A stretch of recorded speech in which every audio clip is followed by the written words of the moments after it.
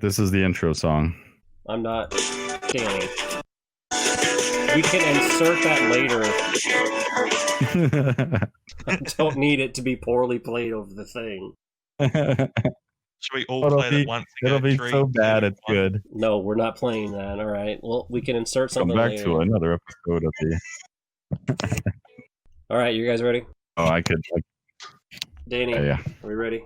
Hello, everyone, and welcome back to Milsurp World, the podcast all about military surplus.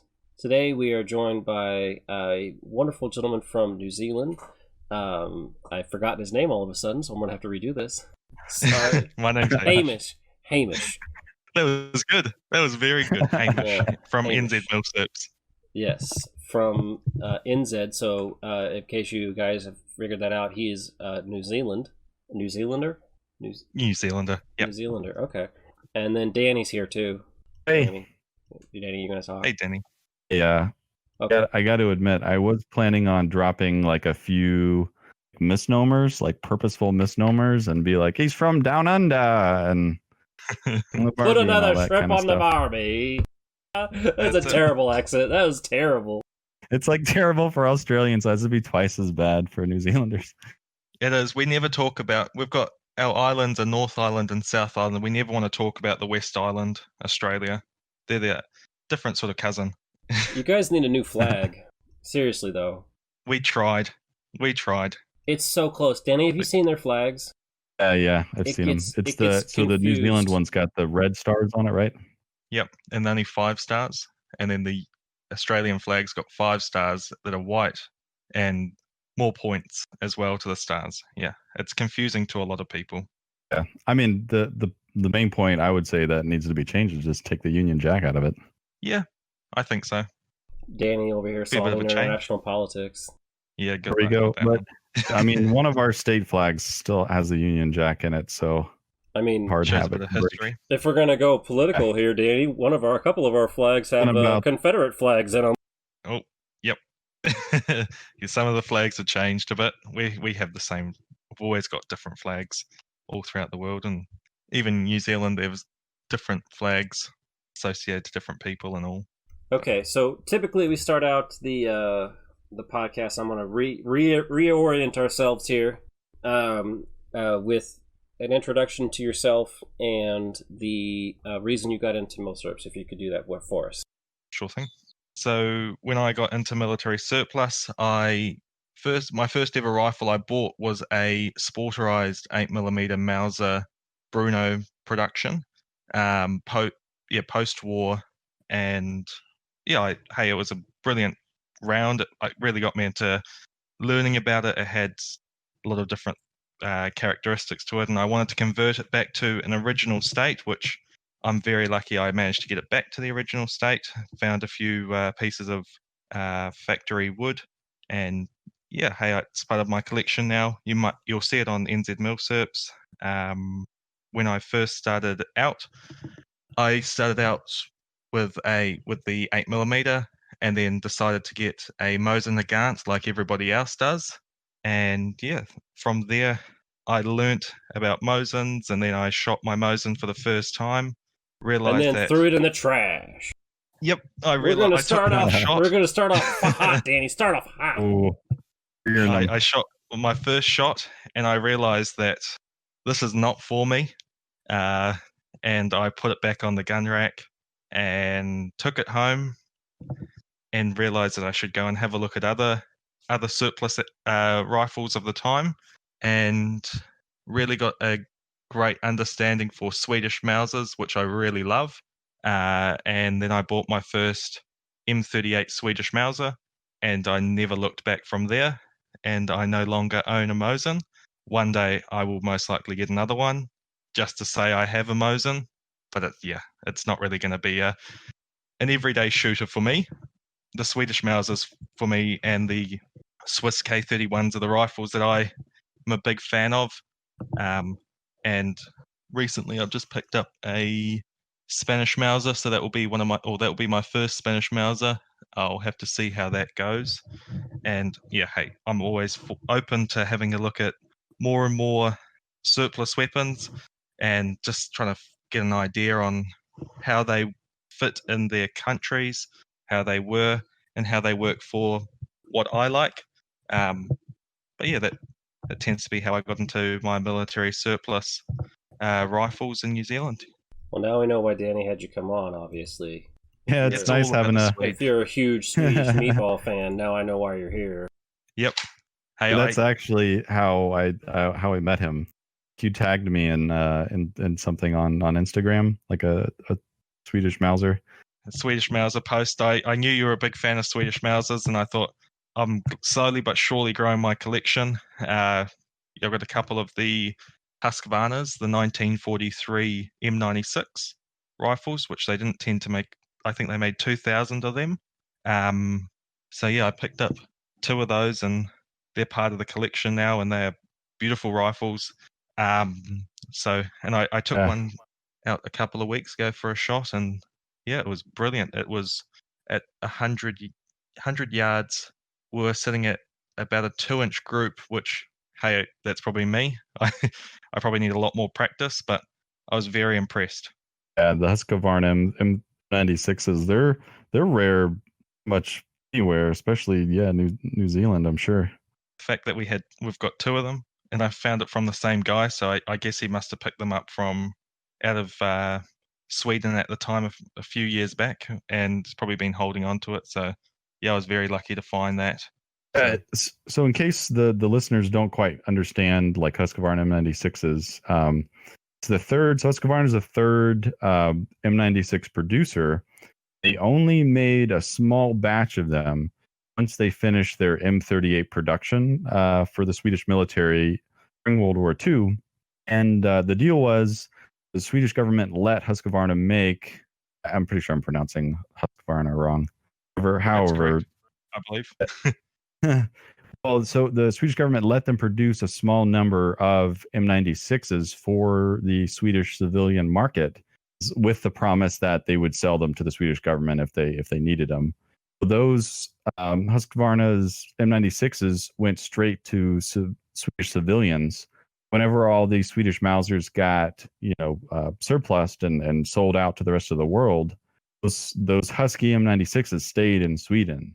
The only reason why those left is from like individual like citizens selling them. So instead of like a big batch of Swedish, kind of like the big batch of Swedish Mausers kind of get sold everywhere, those Husky M96s didn't. And those were just like a small trickle out. And like you said, it's probably only 2,000 of them made, and being civilian guns, not super prolific. So it's they're quite uncommon. I only know of, I'm not even going to guess how many there are in the U.S., but not too many, really. And they're probably one of the more rare. It's just in terms of numbers that exist in the market, one of the more rare Spanish Mausers.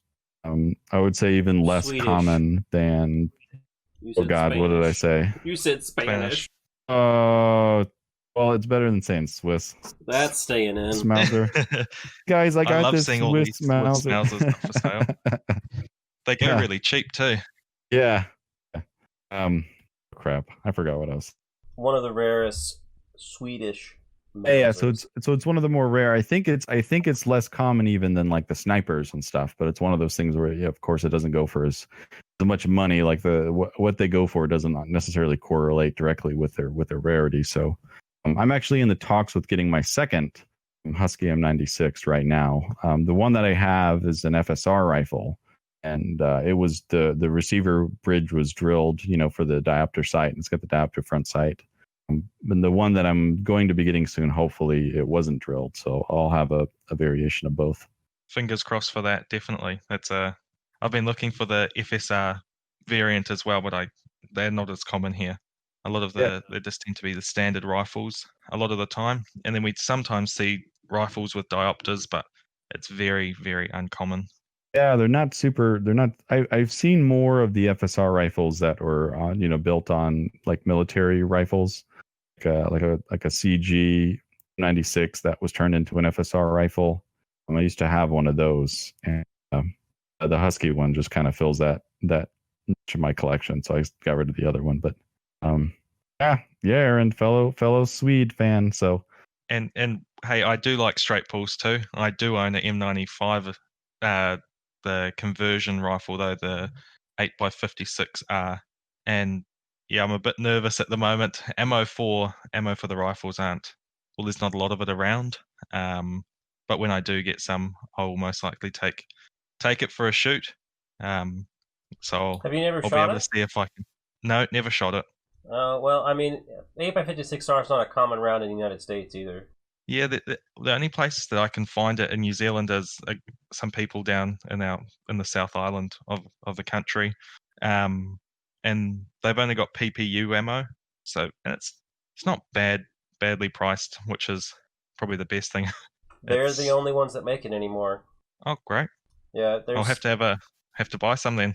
there's some out there from Hornady, but they actually use PPU brass.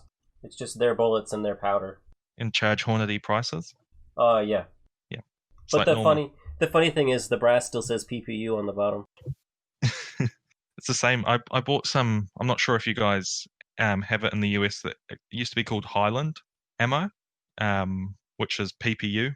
I don't I'm know not sure. No, I that haven't might heard be of an it. export brand or something we don't know about.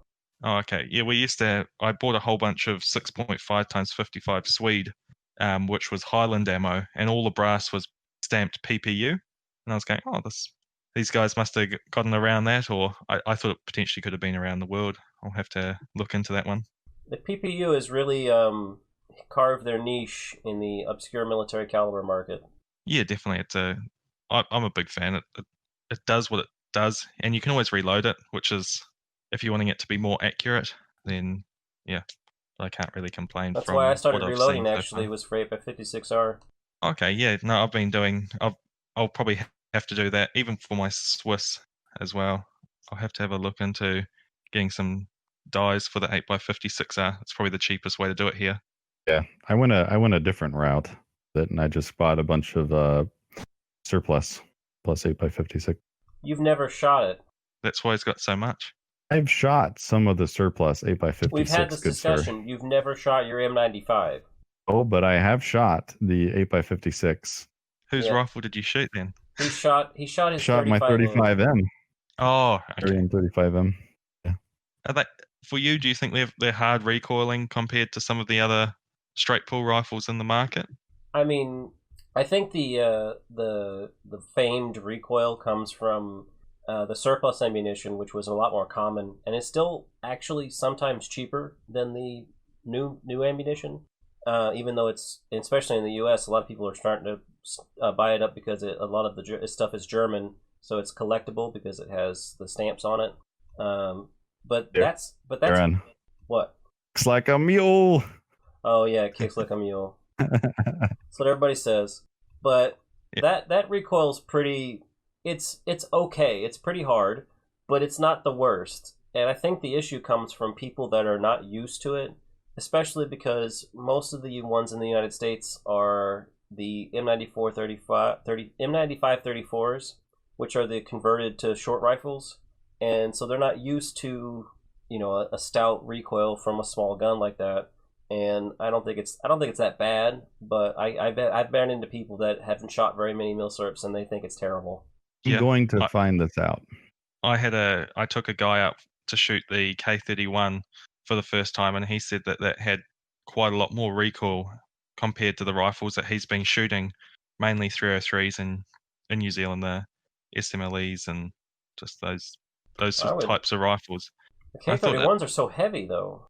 That's what I thought. I didn't think it had a lot of recoil compared to some of these other rifles that we had. But hey, we shot the jungle carbine when I went out with them last, and that jungle carbine's got a lot more kick to it.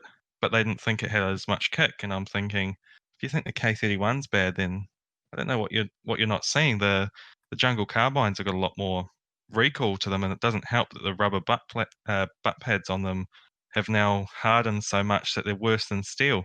So those things I thought kicked a lot more, but It's a lot of perception their own. too, and then Yeah. you get people that hold it wrong too. If you hold that M95 to your shoulder blade, that is not going to feel good. Yep, not at all. No. So I always tell people this will correct your shooting bad. This will correct your bad habits. When they're used to shooting 22s and they get bad habits from just shooting 22s because you can hold it anywhere, teaches them. Yeah, so corrects them. I'm gonna make a video on this one day pretty soon. I am amassing a collection of murder recoiling carbines, and I got like 4 right now, 4 or 5 that I can think of. I'm gonna bring out there. One of them being the M95, and I'm gonna shoot hot German stuff out of it, and I'm gonna really see. Compare them. It would be a good video to watch, I think. I hope so. You've got an M94, is that right? He's got an M95 34. Swedish. Okay, and then have you got a jungle carbine? No, I don't have no. I don't. I have a 3-shot Berthier carbine. To bring out the M38 Mosin, the M95 carbine, and then the 3340, a German 3340 carbine, the mountain carbine. Compare them and see what people think. Yeah. I have a few more carbines, but they're like in 6.5s, like an Arisaka carbine and a Dutch carbine. But those, I know those aren't going to be bad, so it's almost like, why bother? Yeah, there'd be a video for light recoiling Milsurps.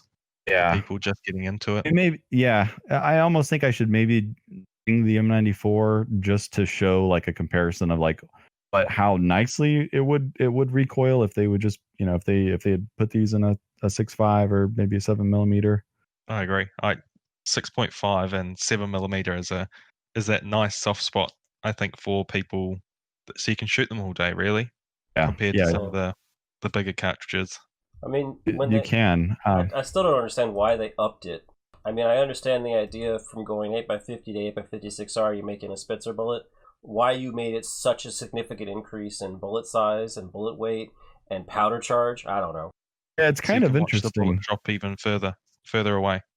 If you look at like the new calibers being adopted, like if you put it like on a chart, like a timeline, and then like the year that calibers are adopted, you can kind of see that like there's this little like bundle where everyone sort of adopted, these like 6.5s and 7mm pretty early on, like in the probably 1890s or early 1890s. And just kind of right then after that little fad kind of wore off, everyone kind of, they're stuck with older designs or, adopted an older bullet of their own, like an 8mm typically. Yeah, I noticed a couple of the places in New Zealand where we've a lot of the guys, they shoot 303, and I wish they went for 7.62 by 51 after, but we kept the 303 for such a long time. But hey, they did learn from it in the end when they moved to the SLR. But a lot of guys here, when they shoot match, they shoot mainly just 303s, and a couple of guys now are moving on to the Mausers, and they're trying, even some of them moving on to the K31s for the Milsurp shoots. But it's always interesting to look down at the person that's next to you that has a 303 and they've got an issue with their rim jam, or there's something not going right for them on the day, and all the guys with the Mausers look and go, I'm glad I chose a Mauser. Do you see that quite often? Do you see a lot of infields jamming on the range there? Yeah, it's a common thing. Yeah, we see it all the time. We probably see it more often than most, just because 303s are so common here. But then again, some of the other guys are now moving into, even a couple of guys are going towards Mosins, and a couple of guys use Finnish Mosins that I've seen. And yeah, hey, they're a piece of art, the Finnish Mosins, and they go really well. But yes, even some of the guys with the 303s, they have tampered with the rifles to make sure that they don't, or try not to, have as much rim jam. And that's, you really kind of have to. Yeah, you have to put a lot of work in for something that could come out of the box like that. Yeah. No, I know the Lee-Enfield apologists that might be listening are probably going to be saying like, oh, well, you guys are just shooting commercial ammo. That's why. That's what all your problems are. If you were shooting proper ammo, you wouldn't have any jams. So therefore, the jam argument is invalid.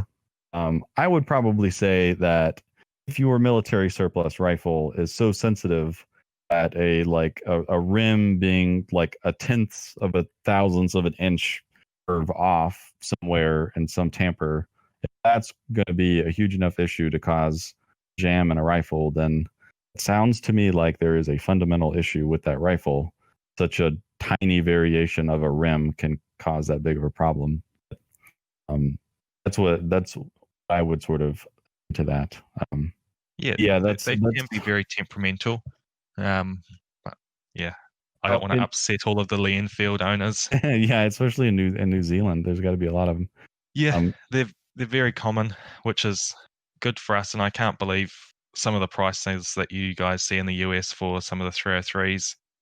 So that's what I was going to ask you. So the the SMLE and the number 4s are the most common Milsurp for you guys then? Yeah, number 4 Mark 1s, they're very common. We even see some long Lees and some of the first generation sort of SMLE style. And let's do a conversion now. Some of for example, a jungle carbine was been quite common. We see a lot of them on our forums for sale, and they sell for about 960 US. So they have gone up in price quite a lot. A lot of jungle carbines used to be around the $480 US mark here. But then after our semi-autos got taken away, a lot of Milsurps have gone up in price. Even Mo's and the Gants, they used to be, doing the maths again, about 190 US dollars to buy here. And now they're looking in the $500 mark now. And that would be just for a basic M9130. I mean, during panics, we had them go that high, Danny. But I would say we're back down to around the 200, 300 mark for the regular M9130s, aren't we? Yeah, I don't think they went even anywhere close to that during the panic. That's just really unfortunate. You think there's been like that big of an uptick in demand, or is it just like the only like alternative now?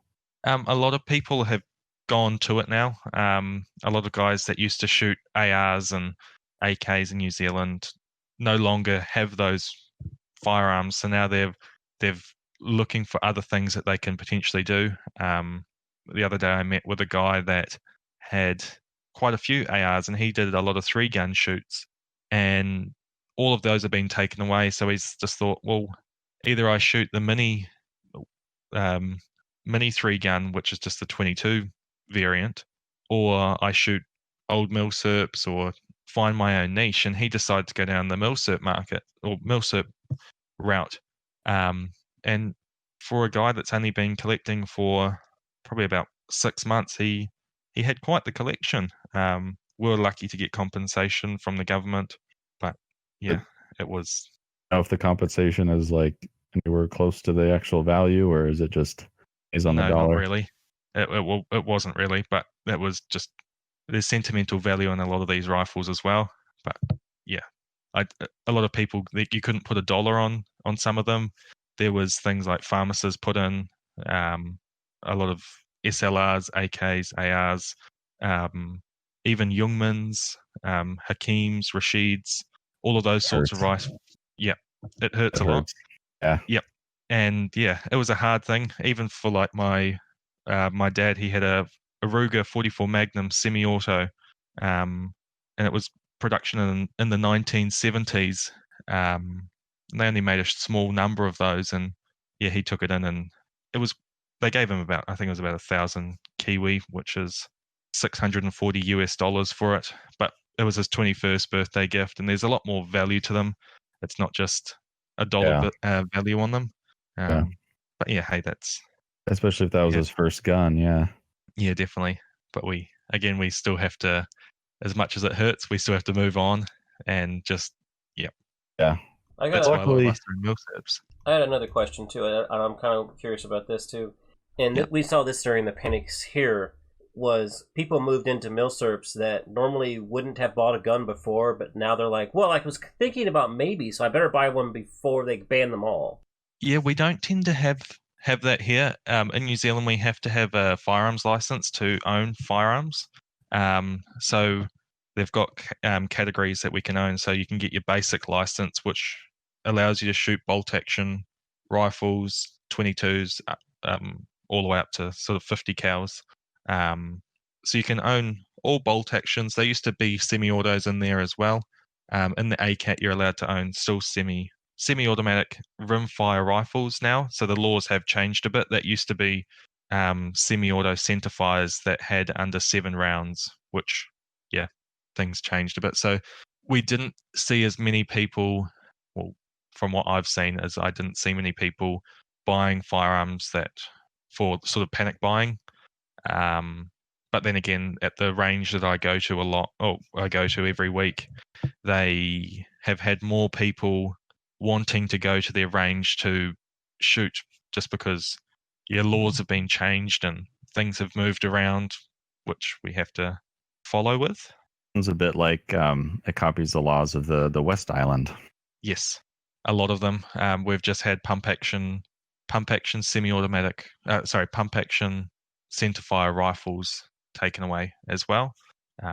So a lot of the guys that had semi-autos went to go buy a Troy pump action AR-15 style rifle, which was, now they're all being taken away. Yeah, that's really odd that pump actions be taken.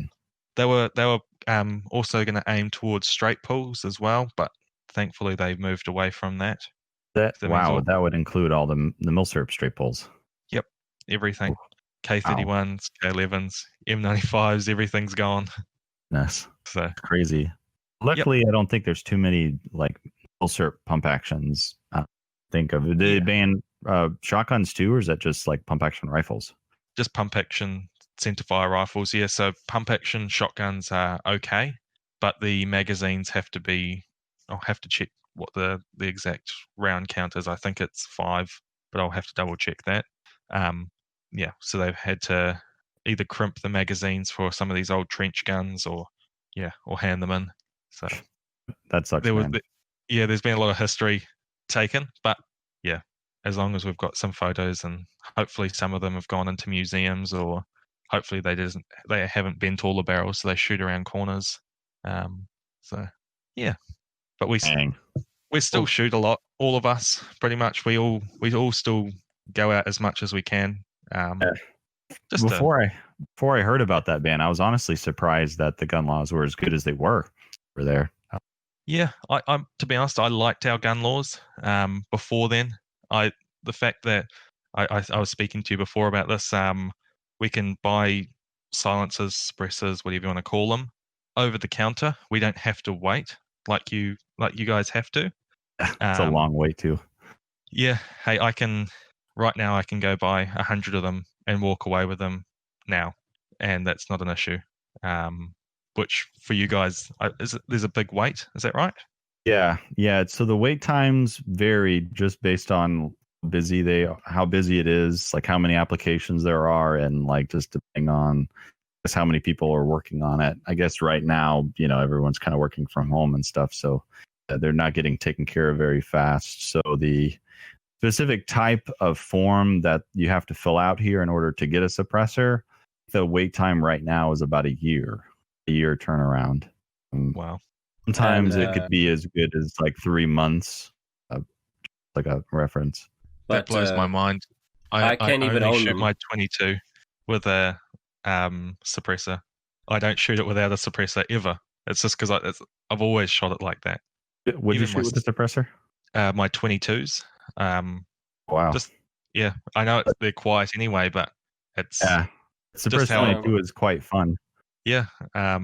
It is. I bought I've got a couple of modern rifles in my collection too. So I bought a Chris Vector, one of the new 22 variants, and I put a suppressor on that, and yeah, that's brilliant. It's a lot of fun. Danny, I've heard this before, Hamish, and I'm sure you can probably back this up. Is that the rest of the world doesn't view suppressors as dangerous as we do in the United States for some reason. They view them as more of a necessary thing to keep the noise down. Yep. And like Hamish is saying, like he uses it on his 22, which is super quiet anyway. But like Yeah, so you don't have to wear hearing protection, or if you can wear very small hearing protection. Yeah. Or in places like for example, like say the UK, a lot of their ranges are indoors. That cuts down on the noise. Yeah, that's Yeah. exactly the reason. For my hunting rifle, it's a 7mm08, and I have a suppressor on that too, and that's just because I don't really want to go hunting with big earmuffs on, and I'll just have little earpieces in, and that's okay. But if I took the suppressor off, I would need earmuffs. Otherwise, it's going to be a very loud. I'd be talking very loudly for the rest of my life. Well, and just so, it's very. Oh, sorry, Danny. I was just going to say it's kind of like shooting with a suppressor in the U.S. Like unless you own one, it's like kind of a special thing if you get the chance to do it. I have a friend in Florida where I'm from, and he has a bunch of suppressors because he's done all the paperwork and everything. And that was probably the first extensive shooting that I've done with suppressors was playing around with his his variety, and it is quite nice, and it's weird that they are so heavily regulated here in the U.S. compared to everything else. Like I can buy, like in my state, a friend of mine who is also a resident in my same state can come over to my house and sell me a gun. We can just I can give him cash, he'll give me the gun kind of thing, and that's legal. But like a hearing safe device for a firearm, so crazy heavily regulated. It's really weird, but I don't have to. Unless you wanted to know, like state by state basis. So yes and no. So the suppressor regulation it's a federal regulation, but in the U.S. states have the option of making harder regulations or tougher regulations, or just ban it outright. So Aaron's state of Illinois and suppressors and short-barreled rifles too, Aaron. No short-barreled shotguns, no short-barrel rifles, no fully automatic or they define fully automatic as one pull of the trigger fires more than one bullet, and so that includes burst fire, and then no suppressors. But we do allow higher than 50 caliber rifles. Those are illegal. Those are legal in Illinois, and the laws are very specific for Illinois, and it was written this way intentionally. It states that an individual cannot own these firearms, any of the ones I mentioned, but a business can. So legally in Illinois, you could set up a business and they could own the firearms and have them in Illinois. I like that way. But what it is, you're starting a business, aren't you? Well, what that does is that gives you taxes. Oh yeah. So that's really what they try to do, is that they're taxing you in general. Well, they're taxing you under the guise of safety. You can do whatever you want as long as you have enough money and you pay the right person. So for us here, I can go to somebody's house and buy a firearm and give them cash, and all they need to do is cite my firearms license, and that's it. And I just need to cite theirs, so I know what theirs is as well. So I can walk away with a firearm by just handing them cash and walking away, and then that's cool. That's it. So it's kind of like a private sale, but you just show each other your IDs. Yep. But the license similar to Illinois system, Danny. Yeah, the license that we have is we're a fit and proper person to own a firearm in New Zealand. So if I didn't have a firearms license and just showed them my driver's license, they wouldn't be able to sell me anything. It has to be the firearms license that the police has given to us. Yeah. In most states, not in Illinois, but in most states, you don't need a firearms license here, and you can't. So private sales here, you can sell, as long as you don't have any reason to suspect that the person you're selling to is a criminal or mentally deranged, or you think they're going to do something or whatever like that. Then it's illegal. But because they're how do you govern that though? Yeah, see, that's the sort of the gray area with it. That's sort of where like the Second Amendment, kind of would kick in, and where the right to be able to do it sort of maybe would overshadow a bit of that gray area. Which, in my opinion, it's been quite nice for me to be able to private sell and buy guns, and in my state of residence. You can't do it outside of your state. You can't mail guns or anything like that. Then it has to go through a licensed dealer. Unless you pay money. Because Again, it comes down to the money. If you get an FFL, or if you get a regular FFL, if you get see, like I said, it's legal as long as you pay the right person the right amount of money. You can pay the government money, and they'll take the money quickly. Yeah, pay the government $3. We can ship firearms all throughout New Zealand, and we can get them sent to our house. But a lot of people now don't like getting them sent to their home. They'll just get it sent to a like a dealer, like a firearms store, and you just go and pick it up from them. And some dealers will charge you, some dealers won't. Depends on how often you go in. Yeah, it can be good to know your local gun shop. Charge you something to do that? Yeah, so they'll charge you because they have to see your firearms license and then write your details down in the dealer's book. And yeah, hey, that sounds very similar, doesn't it, Danny? Yeah, it actually does. Very, very similar. That's basically how it works here. Unless you yourself are a federal firearms license holder, then you can have the rifles or pistols shipped to you directly. But essentially, at that point, you are a dealer yourself. Okay. And there's a subsection of the federal firearms license, which is called the Curio and Relic license, which is specifically for firearms that are Milsurps or collectible firearms. And so, like, anything that's over 50 years old, it's automatically considered a Curio and Relic. And it means that you can pay for the much cheaper Curio and Relics license. You're not a full-fledged dealer, so I can't go and buy and sell guns like at will, but I can get those specific firearms shipped to my door directly without having to pay for a transfer fee. Okay. I would guess that a lot of people would be going for that license then. Yeah, a lot of people do, yes, but it gets confusing.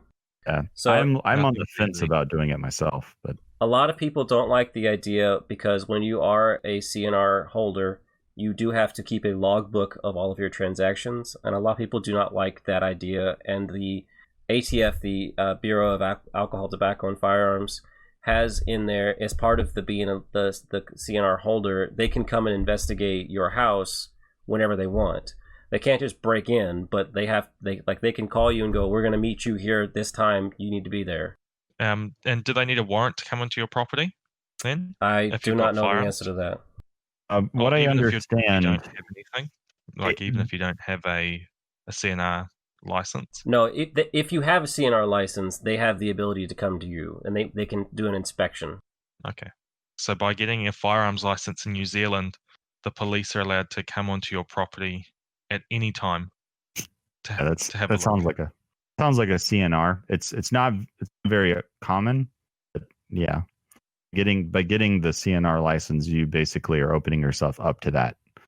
From the ATF is the government agency that polices firearms here. You open yourself up to that. They can go to your home and can inspect your guns. They can not only that, but typically they can look in any area of your home that they think you could be hiding firearms, which, as small as some guns get, be kind of anywhere and everywhere they want to. Yeah. Wow. Now, which, doesn't happen. That's probably sounds very tinfoil hat. Is a legal consequence of getting a CN. And it's something that is in the back of my mind where now I don't have one. And if for whatever reason, I wanted to be investigated, they would either have to ask me for access to my home or get a warrant. Of course, I have the right to deny access. Hey, we don't have that right to deny, but that's if it's a police officer, no. Oh yeah. No, that's it's one of our the Bill of Rights. We have the right to deny searches. Wow. So technically, like if a cop came up to you on the street or like pulled you over and they say, "Hey, can I search your vehicle?" You can say no, thanks. Thanks for coming. No. Wow. No thanks. And they typically, they don't like that. And most people agree. I don't think most people even know that you have that right to refuse a search. You can refuse unless, like, for example, part of the signing up for the CNR says that you're giving up that ability to them so that they can come in and do that search. That's something I didn't realize that was how it was. That sort of puts a spanner in the works, and that's why some people don't like to deal with it. And then you have another group of people, Danny, and I'm sure you've heard about this too, is that don't respect, because the CNR license is a subsect and it's not considered a quote-unquote full license. It's only for collecting stuff. You have a group of people that have the full license that don't respect or acknowledge the other license. They refuse to acknowledge the legitimacy of collector license, which is really weird. Even for you to buy rifles from other people, if it sounds like it's an issue for people giving their details over. Do you find that's a problem? Because if you're having to keep a log of everybody's, or the firearms you buy, you have to keep their details too. Do they just go, no, I'm not doing that? And some states actually say that they don't have to. So that gets a little bit more dicey as well. Even if you need it for your CNR license? Yeah. It's very confusing, doesn't it? Yeah, I'm confused already at that. That's the problem. That's why a lot of people see the benefits of it, and the idea and concept of it is a solid idea, but then the niche and the nuance, and then you also have the individual states that have their own rules and regulations. It gets very, very complicated. And there's only 50 of those, so track of. Yeah, only 50 states that you have to be careful of. And then the individual states, that some of the individual counties within the states have their own individual rules and regulations. Why can't it just be easy and just have a federal law? Oh, yeah. Well, that's part of the U.S. legal system. It's built in that the states are self-regulating that way. Technically, they can't be less, the law can't be less powerful than the federal government, but that we're kind of the states are kind of ignoring the federal government when it comes to marijuana right now, so it's kind of up in the air. Well, that's a completely different. Marijuana is kind of a different thing from firearms, because some states have made firearms laws that specifically say no matter what the federal government says, this gun is legal here. So that's kind of a weird thing where I think Alaska and a few other states, just Alaska is sticking in my head, where it specifically said suppressors are legal here. Federally, it's illegal. It's kind of a. I wonder how that is then for those guys in Alaska, if the federal government comes knocking at their door. See, that's the thing, because the federal government still can do that. Now with marijuana, it's a similar situation. Where federally, it's illegal, but some states made it legal. However, there was a presidential mandate that the Department of Justice was not going to persecute federally marijuana charges in the states where it's legal. But there hasn't been one of those presidential mandates for firearms in those states. So even though by the state law it might be legal, it still kind of is sort of trumped by the federal and law. then you get into sanctuary cities, Danny. Yeah. Oh yeah. Then there's those. We don't need to get into all that. It's a huge mess. Just American politics is just a hot mess. Yeah. It always has been, and it's gotten worse. Woohoo! Yes. You know what? You can always go up from here. I think we still have some ways we can go down too. Yeah, I think that's true. No, yep, you're right. There is a lot of ways you can go down too. Looking at the list of questions that I sent you, I think we kind of went over a few of these already. How'd you get into collecting? To describe the Milsurp market a little bit in New Zealand. I don't know if you want to go over that a little bit more, just to definitely. So hey, I'm happy to go over what we've got in New Zealand. So for Milsurps, you can either go to gun stores, but they don't tend to have many Milsurps that they do get. But when they do have Milsurps, they tend to be crazy prices for them anyway. We have an auction twice a year from a guy in one of our major cities here, and he tends to have a lot of Milsurps. That's what they focus on, and you tend to see actual decent pricing on firearms that are military surplus through the auction. But then again, if someone's bidding against you because they want something, you have to know when to pull out of those ones. We also have quite a few gun shows that happen, but it's still very, very small gun shows, maybe 50 stalls at most. And you'll have probably a few thousand people turn up to it at most. So it's not gun owners in New Zealand. There's only 250,000 of us, so it's not as big as you would have in the States. So when it comes to a lot of firearms, you'll see certain gun stores that will pick up, say, I watch Swedish Mausers every day. So I saw a guy that was selling a Swedish Mauser on Trade Me, which is it's like eBay for us. And he was wanting, I think it was 1,300 New Zealand dollars. So Just admiring. It's admiring that you can sell guns on the New Zealand eBay. Yeah, it's brilliant. It's actually great. Which is $832 or USD, which is probably quite high. Is that where they would sort of sit in the US for the M96? Carl Gustav, I think it's 1918. 1918 production. How much did you say it was in US dollars? $830. No, that's a bit more. Quite high. Yeah, I think here right now, and the market's kind of weird right now, but I think it's like 400 to 500. What it is here. Wow, yeah, that's very good. So we're probably starting to we are paying a premium for a lot of our Milsurps now, just due to there's not many of them in New Zealand, and the ones that are here are usually highly collectible because there's none. So when I bought my M95, it was a few months ago, I paid about 380 USD for it, and I've never seen another one since. So it's not like it's a common thing that would just pop up here and there. You wait, $380 US for an M95 long rifle? Yep. That's actually about $200 cheaper than it is in the US. Yeah, so you're telling me I got a very good deal. That might be about half price from here. That's a high-end M95 34 here. We tend to see $300 to $350 for the M95 34s. The converted to 8x56R long rifles go from 4 to 6, depending on how condition it is, and then it depends on who all's fighting for it too. And then when you get into the original 8x50R rifles, they're all over the place. Yeah, we don't tend to get many of the 8x50R rifles here, but when we do, they tend to go very quickly. It's when there's somebody bidding against you, there's no stop.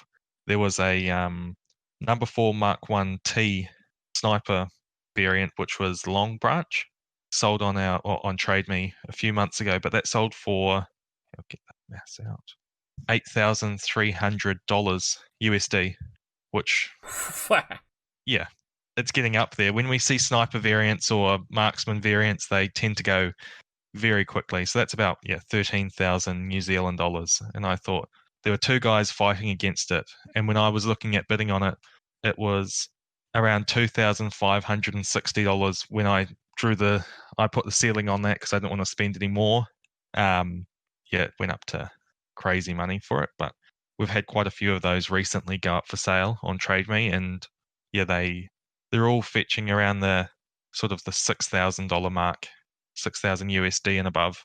So there has been quite a few crazy auctions, but then I think that's just due to people not being able to have their semi-autos anymore.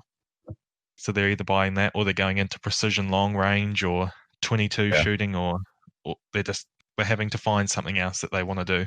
So it's rough when you have a Milsurp market that's already strained, and then you're potentially the number of buyers doubles or so, maybe even more. Could I ask, how much would a K98 Russian capture go for in the US? The Russian captures, I think around 600 now. 600, okay. Yeah, they're not. They're starting to go up in price here. Yeah, that's about $900 here. Some of these guys are getting a lot more for them, closer to 1,600 New Zealand. So yeah, they've gone up here a lot too. They slowed down once they hit about $500, but I think they're around 600 now. Yep. For a little bit more.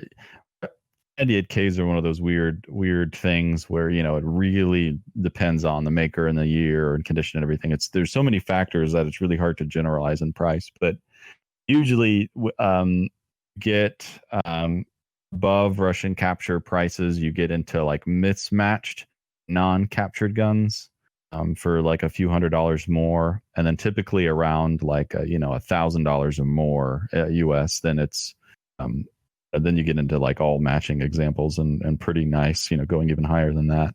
We have a fully matching K98 on one of the gun stores in New Zealand, and it's going for 2,800 USD at the moment, and it will most likely go for that as well. So I think the pricing has gone up quite a lot.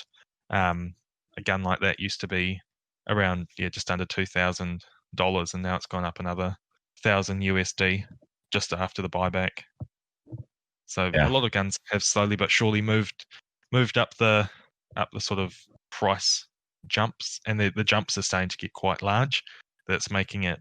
People used to get into Milsurps because they were affordable. Buying a Mosin Nagant used to cost 300 New Zealand, which is 100 or 200 200 US. But now, the pricing for them is dramatically higher, and even finding Mosin food or Mosin ammo, we can't see it. We can't find it anywhere. It's so expensive, even when you do find it. So that's even the balance. People are having to start to get into reloading, or they'll just have to start to shooting modern rifles now. So there's been quite a large change, I would say, in the Milsurp market here. Have you noticed it? Oh, here, with the virus, it's been really weird. Really weird. I've been thinking about it in preparation for this episode, and it's we kind of said a few episodes back, our guess, and it kind of came true, was that a lot of people were going to slow down on buying. So for a while, we're seeing about the same number of guns coming up for sale, or maybe even more, but then maybe not so many buyers because everyone's kind of saving their money. Now I've noticed that there's less amount of guns coming up for sale. I'm checking like the main gun auction website in the US. There just seems to be less options out there. Yeah. So I think the prices maybe would be lower if the supply was still high. But I think the supply's dropped and maybe the demand has dropped, so prices have kind of been about steady. It's kind of just how the law of economics work like that. They were cheap, and you could still even before all this, you could still find really good deals, and I found some pretty good deals recently still. It's just it's weird. I think it is going up over time. It's just going up, like it just has to. You lately, can always look at your collection as a investment, because it's always going to go up in price. Yes, exactly. I'm friends with a financial advisor, and I think I mentioned this a couple episodes back. He's going to come on the podcast, and we're going to do some math and kind of see how well Milsurps have done as far as an investment over the years. Because I know two guys who've sold their 401ks and like bought tens of thousands of dollars worth of Milsurp rifles as sort of their investment, because maybe the markets weren't doing as well, and Milsurps tend to appreciate a lot better. I think there is some validity to that, and I keep an Excel spreadsheet of all my like Milsurps and all my guns, and then just how much I paid for them, what they're worth, kind of thing. And every like 6 months or so, I go and adjust it, and I've had this spreadsheet for years now, and I can see the uptick, and it is kind of nice to see. And I think it is. They do make nice investments. So. Actually, something that's seen a rapid uptick recently for us, relatively recently, has been the K31s. Oh yeah, you guys have had a huge shipment come through. I think it was from. I have to have a look, Kathy. If I had to guess, it was Edelweiss. Yeah, so those guys, they had a huge shipment come through. I couldn't believe it, and they even got GP11 ammo, which, hey, if I could buy that ammo, I'd buy it in the crate full. This recently? Yeah, they've got Relatively. a lot of ammo. Within the last 6 to 10 months, Danny. Oh man, I didn't. You don't Yeah, I check did. And I just Edelweiss? blocked it out. No, I think I did hear about some GP11 coming up for sale, but GP11 ammo price has doubled in the US, like legit doubled in about 2 or 3 years. Yeah, Oh. no, I've heard of that too. I've heard that the pricing has just gone through the roof. Oh, that might be a slang. Sorry, means it's gone above way No, too. we What get did you that say? here. You said through the roof. We did that here. Okay, just want to make sure. I would like to hear some good Kiwi idioms too. Just work them in if you can. Yeah, I'll try. Thank Yeah, you. so like I'm just looking at Edelweiss right now, and they have like a K31, just a regular K31, $755 US, and I remember not maybe a year and a half ago, maybe a year, they were $300 to $400. Yeah, I think Edelweiss is a little on the high side. But still, people buy these. Yeah, they do. I just saw AIM Surplus just got a batch of K11s for like $550. Oh, okay, that's not bad. Yeah, but on like Gunbroker, or like you can get them for about $450, which is I would probably be more comfortable with paying for the K11s, even though they're one of the least common, I think, all the of the most common Swiss straight pulls. They go for the least amount, I think. I think the 1911s probably go for less. Yeah, that may be. A lot of the guys in Switzerland, they always tell me the IG11's the way to go if you're looking at doing the longer distance shooting, which is, I think, what you just called it, the 1911. The long rifle, yeah. Yeah, I refer to it as the long rifle is the G11 and the short rifle the K11. Yep. I would say like the K11 is the almost why bother gun of the lot, because you get better performance out of the K31 for the same size and weight as the K11. If you have a K31 but you want a gun that's maybe more accurate, your only option is to go for the G11, the long rifle. Like the K11 doesn't really have anything going for it. Like it did at the time, before the K31 existed, but today, like the K31 is just kind of one of those guns that like I don't think as many people want a K11 unless they're collecting and they need it for their collection. But one of those guns, like if you want one, you're going to get a K31. Yeah, I'm trying to get my collection all set out for the Swiss rifles. There might be one rifle in there, Aaron, that you might want as a 1893 Mannlicher. Danny has one too. Oh, so you've got a good collection then. That's always a cool rifle to see. Yeah, I just happened to be at a gun show, and there was a Swiss collector, and he had the 1893 Mannlicher on the table with his other Swiss rifles, and they brought in an M94, Swedish carbine as trade fodder, and we struck a deal, and we just ended up trading straight. I was happy with the deal, especially because I didn't have very much money in the M94, because the M94 was one of those guns where I like traded a gun for a gun, and then I traded a gun for that one, and traded something for the M94. Like in the end, I didn't have that much in it. So that's great. I'm looking for an M94. I've been trying to find one, and I think I'm not sure if we've spoke about it already on the podcast, but I found one. I spoke to a gentleman, and he had sporterized it, which was a Oh yeah. You said he put it in what, 308? No, I have the M94. He put a scope on it. So yeah, drilled. He drilled and tapped it. He put a scope on the top. Oh God! But that really hurt my feelings. Brought a tear to my eyes because I said I would have bought it if you hadn't have done that to it. Yeah, I mean, if it's really that uncommon of a gun there, if you could sort of verse as much as that as you could. Yeah, it's like a scope off and get it back to normal.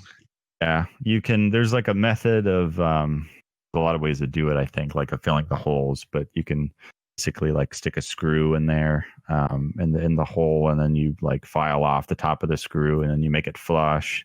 Then you could kind of recontour the steel to match the pattern. Like if they dug or you drill the hole straight in the middle of the logo or something, you can kind of recontour to match and then refinish it. And you can get it pretty close. You can get it like 90% of original, and then at least you'd have something like that in your collection. But Yeah, if you do, I have an M94 stock, air stock and Okay. handguard.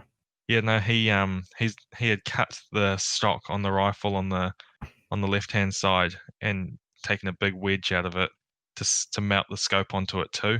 So it's just going, oh no, what have you done to this? But that's And so he just sad. said, oh, it's my hunting rifle, and I'm going, you could have chosen any other rifle for hunting. You didn't have to choose this one. Oh, yeah. So he just obviously didn't know how rare and valuable it was then. He had no idea. No, yeah. He had a couple of tell other him? nice rifles. I told him, but he wanted a lot of money for it as well because it was his pride and joy, and he had spent so much time on it. And I said, well, if you had have kept it original, it would have been worth this money. But because you haven't kept it original, it's not worth anywhere near what you've asked. And you don't really want to tell someone that. Yeah, that's difficult, but that's one of those FUD things where they spent some amount of money sporterizing it, so therefore to them it's worth that much money. And yeah, I'm not against sporterized if they've already been done. I think it's always cool to bring one back. But yeah, there's certain things. If you tamper with drilling and tapping, does change the value a lot. And when people want moonbeams, I'm not sure if that's is that a? Do you guys hear that often? Moonbeams. I've heard that before, but that's a Kiwi slang I threw in there. It means far too much again. Just they've asked for a moonbeam. It's good. I'm going to start using that. They want moonbeams for their rifles. It's good. I like it.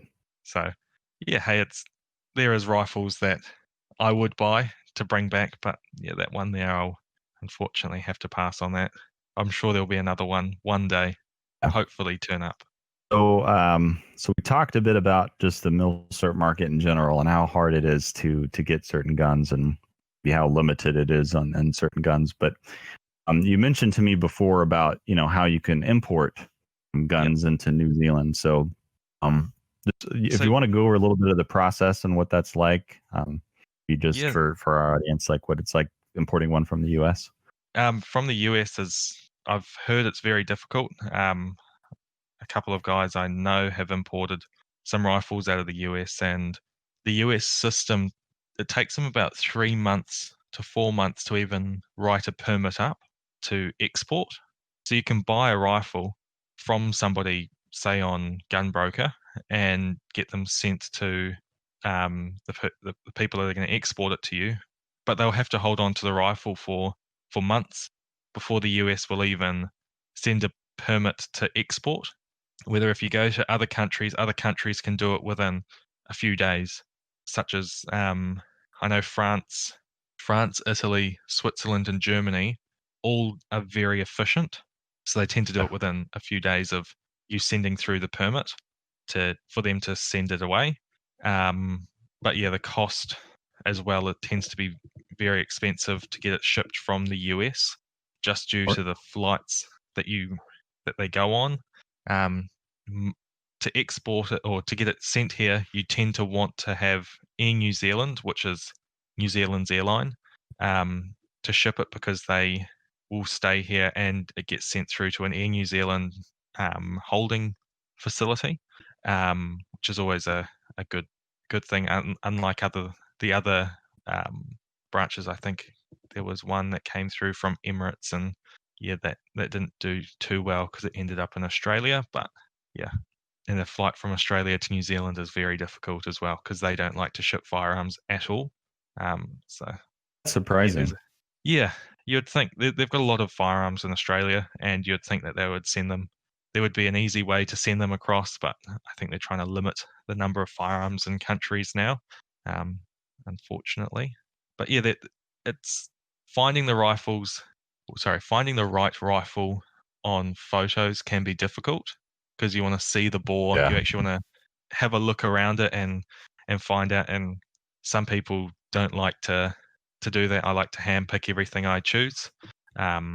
So I like to go through, and I have to have somebody with a lot of patience on the other end because I don't want to buy something and it turn up to New Zealand and it's not what I wanted, because it makes it a very, very expensive process. Yeah, that's rough. You're just kind of stuck with it, I guess, once you go through all of that. No We matter used to what. have SKSs, and I know a guy that imported SKSs, and he was lucky because not all of them turned up as SKSs. Some of them turned up as the SKK, which is a little bit more rare in New Zealand, which was always it's a good thing for him. But if it had have turned up and it was something different, yeah, he might have not been as happy as he was. So yeah, even some of the rifles that I see that you guys don't get. Is it Narinko? The Narinko SKSs and the AK variants from. No, we are banned from importing Chinese firearms. Not exactly. Well, Danny can do it better. All right, so there's a ban on importing firearms from China. There's a ban on importing firearms from Russia as well. However, there's an allowable middleman. So we just got a big batch of Chinese SKSs, Type 56s imported into the U.S. But they legally they have to sit in another country for like a number of years. How many number of years? Like at least 4 or something like that. I think these Chinese SKSs came out of Albania. Remember that correctly? They came out of some country, and so that's kind of the way around it for us. However, just some guns just don't really get imported no matter what. Like the only kind of Russian gun that gets imported into the U.S. is the Mosins, the 9130s that you still kind of see trickling in. You don't see any like Russian semi-autos anymore. Like the SVT 40 in the U.S. is kind of expensive. For a while in Canada, they were fairly I don't want to say cheap, but a lot less inexpensive than in the U.S. Maybe half or a third of the price than SVT 40 in the U.S. and Canada, because they could be imported up there. If that's and if that if they can go to another country for a certain number of years, I don't know why that's not possible. SVTs from Canada or something like that. There's got to be a lot more nuance to the law and exceptions for exceptions and they banned the Pepper too, right? Really? I think so. Yeah, and then some guns get banned by name importation. The SVD is banned. But yeah, the SVD is banned. There's only a handful of those. Those are quite collectible and rare here. So it's one of those things where like the U.S. they don't restrict like individual owners' rights a whole lot here in most states at least. But they definitely do limit what can be imported into the U.S. On the flip side of that, we can make just about anything that we want in the U.S. We can make AKs and AR-15s. Those are like the AR-15s especially are very, very cheap. Because there's no like limits or anything on like manufacturing them here. So we can make a pretty. That's good though. That's good that you have a way to make them yourselves. Like in New Zealand, I didn't speak on it too much, but we have a license which we call a C category, which is collectibles. So they're fully automatic rifles for collecting purposes only. So you're allowed to buy them. So like Thompson machine guns and grease guns, all those sorts of things you can buy, but you're not allowed to shoot them, which I own my guns to shoot, which makes it very difficult to warrant owning a grease gun that I can have in a safe. Do they and never shoot. Do they deactivate it? No. Then no, not at all. So that just makes it silly. Yeah, that's really weird. That's like, what's the point? And I guess it is like it's possible to world ends or something, but I wouldn't even like Maxim machine guns. I went to a gun store the other day that's got a Maxim machine gun, a Bren, and an RPK, and live and full auto, all live, all ready, and all can cannon as well. But You're not allowed to Wait, shoot well, them. hold on. An Orlican? Yeah, an Orlican. Yep. Yep. So we can own these firearms if you've got the right license to own them, Can but you you're not allowed display them? in a safe. Yep. Well, in a safe room. Yeah, that shouldn't be a problem. But But I mean, like, I don't you can't put an understand the Orlican point gun of out the buying front. one. You're telling me. I Well, agree. I it's don't. It's more to say that I own a Bren gun. I own a yeah. Thompson machine gun. That's that's the wording now that you can only use. They can be shot once a year, but that's by an armorer to make sure that they're still can be used. I got to know And that more about that. yeah, So that's the a armor can shoot them, but only once a year. yeah. It's just to check it, and it's like a magazine full of ammo, Is and it, it's just to make sure that it's good. So if he it's a doesn't belt shoot fed? the Orlikins, and yeah, if it's a belt fed, I'd make sure that belt is as long as possible. So yeah, There's someone there monitoring it or something. Like it would. What if the owner just happens to be there and the guy's like, "Hey, nobody's looking. Why don't you get behind it and pull the trigger?" I can't say that happens, but yeah, Okay. yeah. From what I've heard, it does not happen. We Because are that sort of legally thing is stating illegal. things, Danny, that we are not allowed to talk about. Yep. Oh, of course. It So does not. not at all. I've never heard of that happening before. As we are fit and proper people to own firearms in New Zealand. Oh, But yeah, fine, there is. upstanding people. Yep.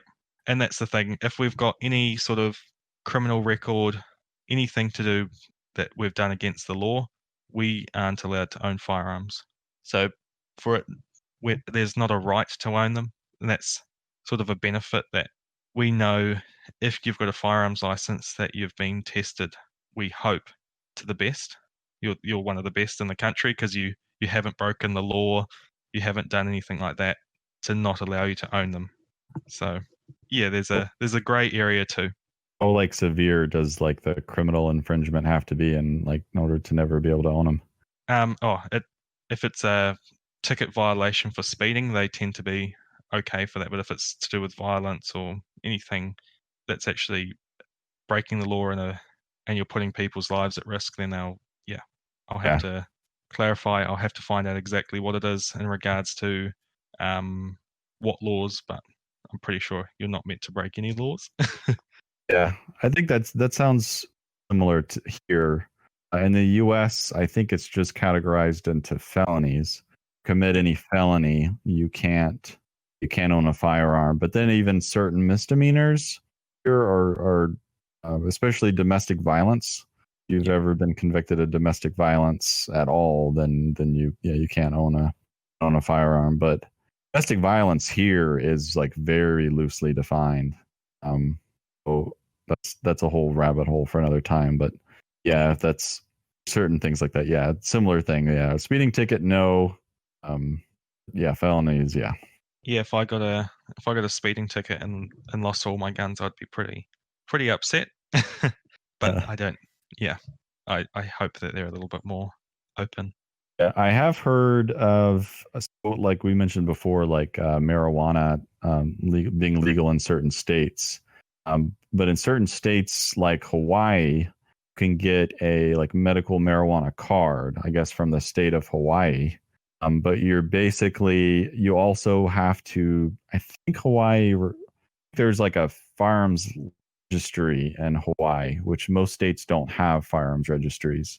And if you had a medical marijuana card, which is federally illegal, and also you had firearms, I heard some people were getting notices in the mail to surrender their firearms for if they have a marijuana card.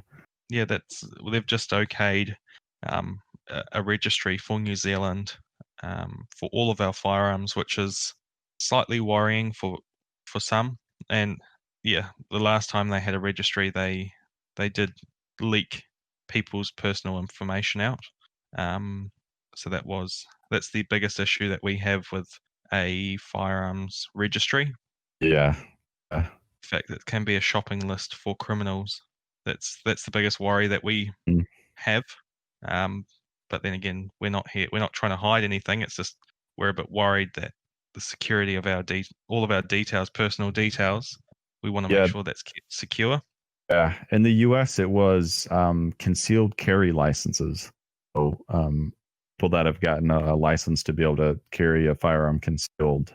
Some of those, I forgot what state it was. I heard about getting leaked, which is like the names and addresses of everyone that carries a concealed firearm getting leaked. So potentially putting a big target on your on your home, saying that there are guns here. Yep, and it's for us they'll have our names and they've got all the firearms we own. It's kind of going, oh, that makes it even worse. If it was just our names and that we're firearms owners, then I think it wouldn't be. Well, it's still bad if they leak our information, but at least now, if it does get leaked and when we do have to do the registry in a few years' time, then people will know exactly what we've got, which can be an issue. Yeah, well, we know that governments always do upstanding job at. They do the best, don't they? Yeah. Which is some states there's no. I've heard conspiracy theory type stuff where some people say the U.S. has like a unofficial firearms registry. Supposedly, there's not a official firearms registry in the United States. I guess some states have them. And the state of Florida that I keep referencing just because I grew up there, so I know the laws there the best. The state of Florida actually made it illegal for there to be a state registry. Like the Florida Constitution actually says that it's illegal to make a firearms registry. The current state of Missouri is very, very gun friendly. It's more gun friendly than Florida even, which I'm very thankful for. Things here that I can do that I could do in Florida. But great, you want gun friendly zones? That's all we want. Yeah, this is what you're gonna have to do. You're gonna have to come the 51st state, and then you'll get the Second Amendment. I think I should run for Prime Minister then. Perfect. And then replace the Union Jack, the New Zealand flag, with a little US flag or something. Yeah. Put it in the top left corner and keep our stars. I wonder how that would work. Would it be the 50-star flag in the top left corner, or would it be? We should start talking to Trump and see what he thinks. Tweet it to him. See what he tweets back. He'll reply then. I know he'll reply if I tweet it. Please take us. Please, can we have the Second Amendment? # Trump for the win. And then let's hope. That's all we can hope. But yeah. Yeah. Like I said, there's a few other the Second Amendment of just being a gun channel. We probably talk about it the most, or it comes up the most, but there's some other very, very nice amendments in the Bill of Rights as well that get kind of overshadowed. We get super into field talk on a gun podcast, Milsurp podcast. Yeah, definitely. There are ones First Amendment's brilliant, I think. Yeah. The fifth is one of my favorites for sure. It's weird. So that changed recently. So it used to be you had the right to remain silent. You probably heard that. Yeah. There was a Supreme Court case where they basically were saying that this person was remaining silent. His silence meant that he was guilty. The Supreme Court ruled that silence was an admission of guilt. Therefore, now in the U.S., you no longer can remain silent. You have to say something to effect of, I'm invoking my Fifth Amendment right to remain silent. Then you can be silent. You can't just say nothing. Did you steal this? Okay, cool. We understand now. You stole it. I guess it's an interesting thing. I don't go through US politics. I mean, if we're gonna bring up some interesting nuances and stuff, like in Canada, they did have to make it part of the legal culture that saying I'm sorry was not an admission of guilt. It's a common thing for most of us to say that. Yeah, so like they had to make it a non-admission of guilt because it's a normal saying. So they couldn't use that as an admission of guilt anymore. Wow, that's cool. I think that's brilliant because it's like saying A for a Canadian. That's only certain parts of Canada and parts of the U.S. actually. A? Yeah. Some parts of the U.S. you'd think they're they're Canadian. Yeah, I've got a guy that's just come over from Colorado, and he says it a lot as well. And I asked him, I said, "You're American, aren't you?" He said, "Yeah, I am." And I said, "But you've got a lot of you speak very similar to how a Canadian person, like some of the words that you or the pronunciation of it." And he was going, "Yeah, my partner is Canadian. That's the only reason." And I was going, "Oh, okay, that makes sense now." There's small things that I was picking up on, but yeah, hey, I don't follow everything that these people The closer do. you are to the Canadian border, the more the accents overlap. And then, do you become like a lumberjack or anything like that? You wear a lot of plaid. Oh, yeah, plaid increases the further north you go. Overalls, or I'm not sure. Do you call them overalls or dungarees or Overalls. My dad called them dungarees. I don't know if that's like a southern thing or like an old thing. I think it might be an old thing. I call them dungarees in certain places, but yeah, I thought I should throw that. But I think that's what Kiwis say all the time. Danny, did you have any more questions? Yeah. So we touched on a bit of the import process before we started talking about the Bill of Rights. But, I don't think you got into a lot of like the cost involved. How much whenever you're looking at importing the cost of a firearm, do you typically just say like, okay, I'm going to add like this amount of money to whatever gun it is for the cost of importation? To be honest, it varies all the time. It goes up quite a lot. At the moment, it's very hard to get a gauge just due to COVID-19 has affected all the pricing and things move around a lot. But I'd have to, a couple of my mates that brought in some K98s, they paid, I think it was about 50% on top, but they had to import about 20 rifles to make it worthwhile bringing them in. So it's not just I bring in one rifle, because that one rifle would become almost a 10,000, do the conversion. So is it like because I think Mike was talking about this, wasn't he, Danny? Like you pay a fee, but like if you get more than one, like you pay a smaller fee or you don't pay a fee? Yeah, so when you buy one out of the US, you have to pay a fee to the US. And then you have to also pay for your permits through the US as well. And I think the permits are about 500 US. And then you'd also have to, that's 500 over as many rifles as you like. So if you're only bringing in one rifle, you have to add 500 USD to that one rifle. And then you'd also have to add your permit costs as well, which goes up $800 then. So that's 1,200 Kiwi on top. And then if you're buying one rifle, that makes it a very, very expensive rifle. If you're buying say like $1,000 rifle, it's really got to be worth it. Yeah, you have to really want it. And then that's plus you have to pay for the flights, and then you have to pay for, and flights can cost between sort of 3,500 USD and above. So it makes it a very, very costly process. So yeah, Mike would be our friend Michael Senker. He's imported rifle into the U.S. from South Africa, so he would be great to have on right now to talk about this. But I've talked to him some about how it was getting the rifle from South Africa, and it seems really similar. The long wait that it took that it takes to get it from the U.S.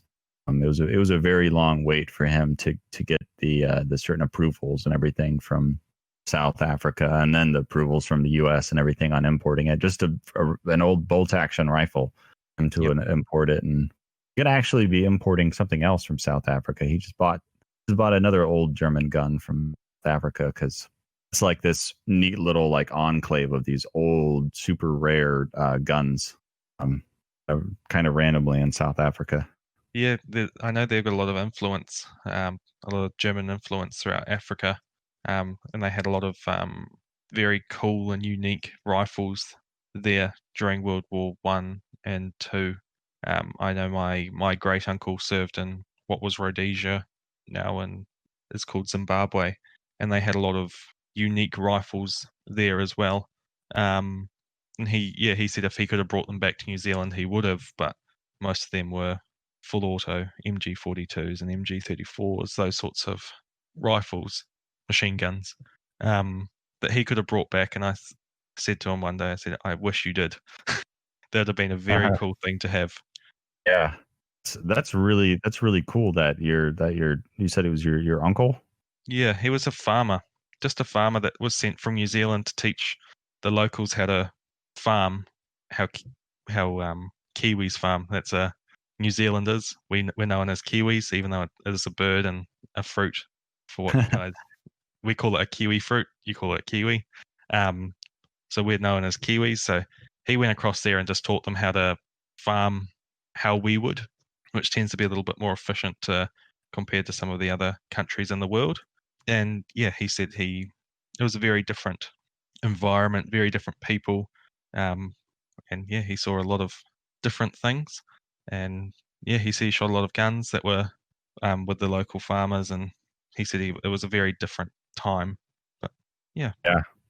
There's like a little subculture of the gun culture in the U.S. that sort of focus on the Rhodesian, I forgot what it's called, the brush war, whatever that was called. Yep.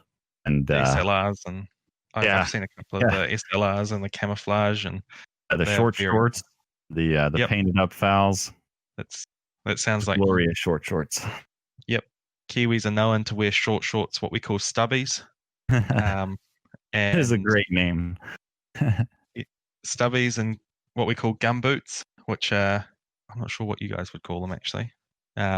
Just like rubber boots for farming, and we call not sure. I'll have to find out what you call them. Said? Sorry, Gumbies, is that what you said? Gum boots. They're boots made of rubber.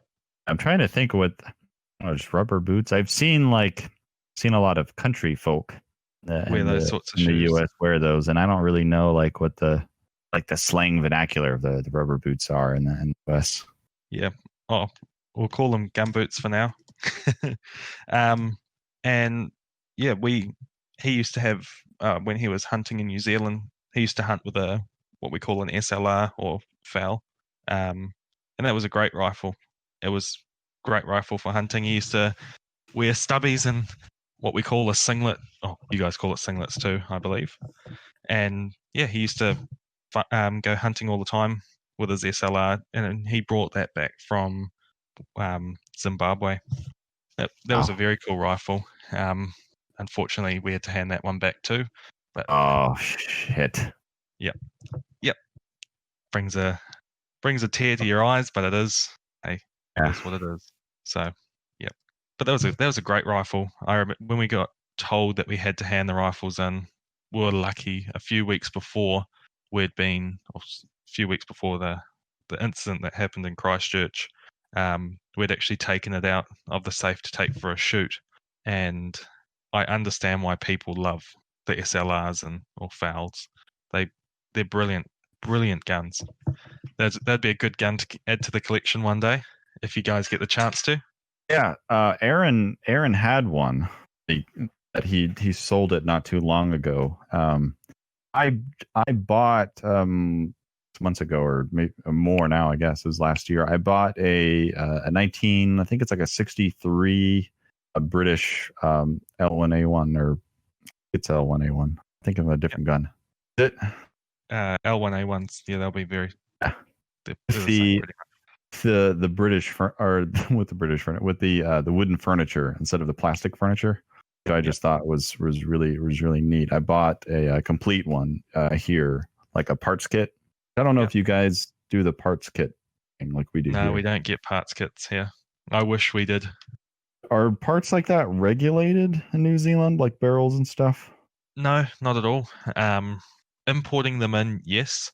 Now, anything to do with a firearm has to be, you have to have a permit to bring it in, but we used to be able to bring in gun parts, things like barrels, and we weren't allowed to bring receivers in just because they're classified as a firearm, which blows my mind. But yeah, we used to bring in all sorts of different parts, and bayonets and things. Now we're not allowed to bring bayonets into New Zealand as they're classified as a prohibited item. So You can still own them. You just can't. Yeah, we can own them, and we can own the ones that are here, but we can't bring them in. It's so weird. It's such Yeah. a dangerous thing. You can import guns, but not the bayonets to go on them. Not the bayonets, no. And yeah, I know there was what we call Gun City, which was one of the big gun stores here. They brought in a whole bunch of M1 carbines, and they had all of the bayonet lugs milled off them because they weren't allowed to sell them or they weren't allowed to bring them into the country. I think it was with the bayonet attachment area. So yeah, U.S. yeah. went through something like that really recently. They had an assault weapons ban. It was only 10 years. It doesn't make sense. It was weird. It banned features. I don't think it banned any guns outright, but it banned features where a gun could only have like 2 of these 5 different features and no more. So it could have like a detachable box magazine and a pistol grip. Then it couldn't have like a bayonet lug, and it couldn't have a threaded barrel thing. Oh, a collapsible or folding stock. Wow. So there were I had an AK that was brought in right after this passed. So AKs and stuff were being imported in the U.S. fairly freely, like in the 80s, and I guess up until the 90s, or some import restrictions happened in the 80s. But anywho, this AK had the similar thing. It had the bayonet lug milled off of it. Then it didn't have a pistol grip. It had like a weird like thumbhole stock put on it. There's quite a few of these. Like, yeah. That's all we were allowed for. Even our AR-15s, there had to be a connection from the pistol grip through to the stock. So yeah, even recently, that was what we used to have for what was classified as an A category semi-automatic centerfire rifle. So all of them would have they would never have a free-floating pistol grip, ever, unless you had a license that would allow you to have that. Gosh. And we were limited to 7 rounds in our magazines as well, which made it very difficult because most countries had 10-round magazines, 20, 30-round magazines, not 7. Yeah. So we had to either pin them or get them made for 7 shots, and then it limited the number of guns that we could bring in, which 7 shots was an odd thing to have. Doesn't make sense. 7 is a weird number. In the US, I think some of the more prohibitive states, I think it's rounded to like 10 rounds. Yeah, I think California has 10, but then they've got those funny looking pistol grips now, which doesn't. Yeah. But yeah. So it's still the same thing. It's not technically a pistol grip because you can't go around it. Okay, so my understanding is they can have a pistol grip in California, but they cannot have a removable box magazine. It was when I saw, I think it was a few months ago, a guy had a stripper clip for an AR-15, and I knew things were going downhill from there. It didn't make sense at all. But yeah. If that's the laws they want to pass, then that's the laws. Yeah. It's so dumb. I could talk for a long time about like the nuances and exactly how dumb it is, but it's just straight up stupid. Like the ban on pistol grips. I looked this up because I was like, how do they justify banning a pistol grip? And in the law, they basically said that it needs to be banned because it makes the gun easily fireable from the hip. That was their justification for making the pistol grip an evil feature, which anybody that knows anything about guns would know that's like, if you wanted to make a gun less deadly, you could probably limit it to firing from. Just make people hip fire. Yeah. Then they'll never hit anything. Yeah. Wow. That blows my mind. Yeah. It's some unfortunate. Yeah. Unfortunate, especially for California, because otherwise it's such a beautiful state. Terrible laws. Yeah, definitely. And then you got right next door, which has got a very, very different idea. Is it Arizona? Oh yeah. Arizona is very, very gun friendly. There you don't need a license to own a gun. You don't need a license to carry a gun. Concealed, similar to Missouri. Actually, we don't need you don't have a license to conceal carry. Just can just conceal carry a gun on you for self-defense. Which, and yeah, that's I think that if Nevada, it's your right, then it's your right. yeah, as it should be. But it is weird because Nevada and Arizona, both right next to California, both very gun friendly states, and Try to get them to come across the border. yeah, Try to get them to see the light. Yeah, well, that's what's happening in the U.S. is these areas like in California, they're doing very bad policies that are making that are setting people and kind of causing people to move away from California. Then so Californians are moving to other states like Texas and kind of bringing their ideas that brought California down to Texas and other states. So sort Texas of won't really have a bar of that, or many of the states wouldn't have a bar of that. yeah. From Florida, where I'm from, that equivalent would be New Yorkers. There's like a ton of New Yorkers that move to Florida, and especially South Florida, and so they've turned South Florida very blue. I see a lot of the anti-gun legislation that gets proposed in Florida. A lot of that tends to come from South Florida. A lot of like the traditionally non-Floridians. Yeah, no, that I thought Florida was very right wing. Traditionally, it used to be very to be a pretty red state and very gun friendly, but it's getting worse and worse there. Which not too long after I moved out of there, they passed like their most restrictive gun bill in history in Florida just after I moved there, which was timing, I guess. Yeah, but still nothing. You must have known.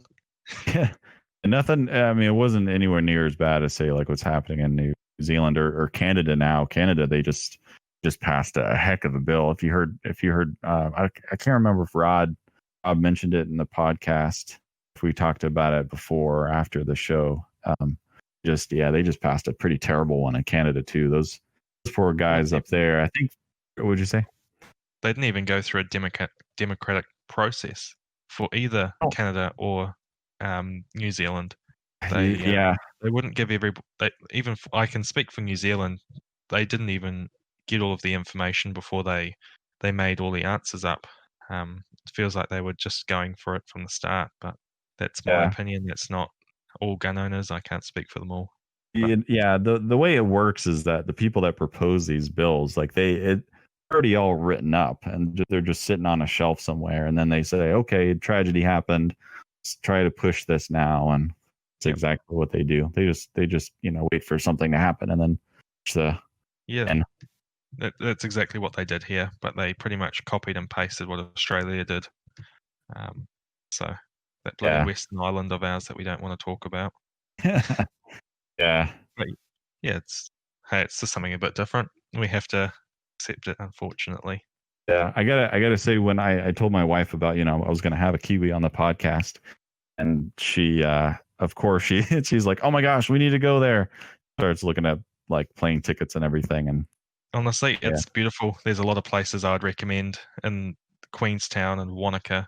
I'll send those through to you, but I'd comfortably say I'm very lucky to be in New Zealand. We've got some of the most beautiful places in the world, just in such a small little island. Yeah. So that's what I hear. Some friends of mine, have gone there and they've, loved it. One friend of mine on Facebook, she posts pretty regularly about like, okay, any day now I'm moving to New Zealand. We always hear it. A lot of people want to come here, and when COVID hit, I have a lot of friends in the US, and they've all said to me, I wish I was in New Zealand right now. And I said, yeah, you do. You really do you wish you were here. We were COVID-19 free for a little while, and then we've opened our borders up a little bit, so we've been getting COVID at the border. So we're very lucky to be able to go back to work now.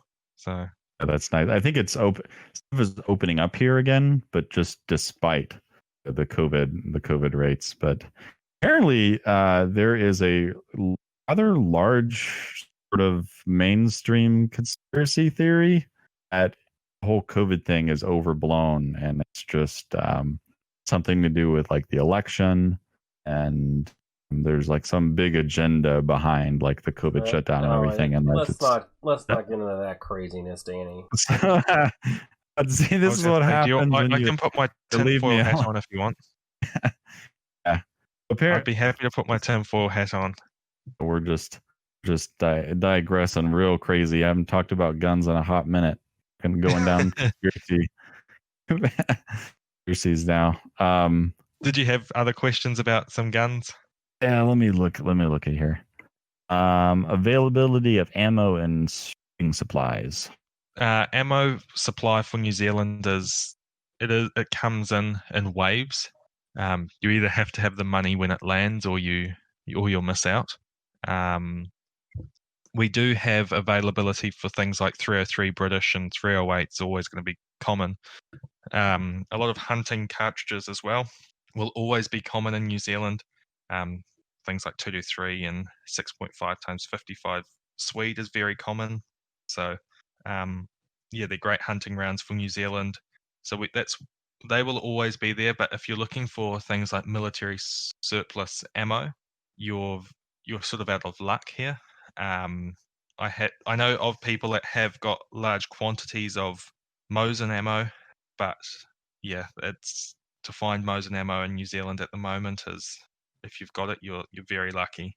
I've got Mosin ammo, but I don't have a Mosin anymore, and I don't really want to sell my Mosin ammo because just in case if I do buy one, then I want to have ammo to shoot it.